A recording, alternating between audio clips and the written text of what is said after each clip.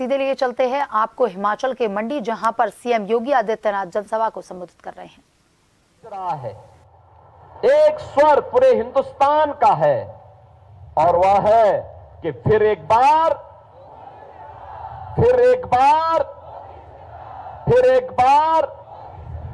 और अब की बार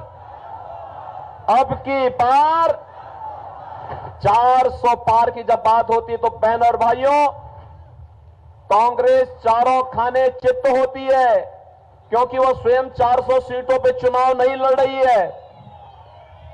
400 सीटों पर भी अब उसको चुनाव लड़ने का अवसर प्राप्त नहीं हुआ है। तो जनता जनार्दन से पूछते हैं कि 400 पार कैसे?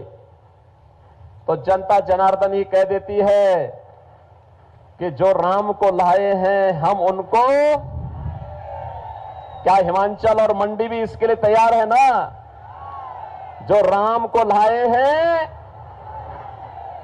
और फिर जनता जनार्दन ये भी कहती है कि राम भक्त ही राज करेगा दिल्ली के। आप भी यही सोचते हैं ना?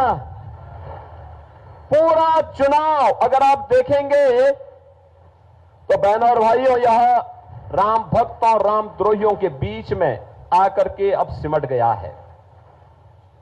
राम द्रोही वही जो आतंकवाद और नक्सलवाद का समर्थन करते हैं।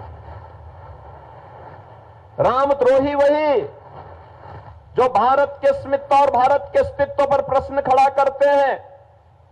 राम द्रोही वही जिन लोगों ने भारत के विकास को बाधित किया, जिन लोगों ने गरीबों के हितों पर डकैती डाली, जिन लोगों ने भारत को हर स्तर पर अपमानित करने का काम किया। और राम भक्त वही जिसके लिए भारत का हित सर्वोपरि है।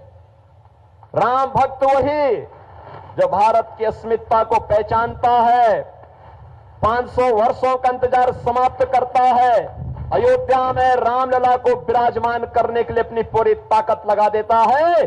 और जो आपके पूर्वजों का संकल्प था, यही संकल्प होता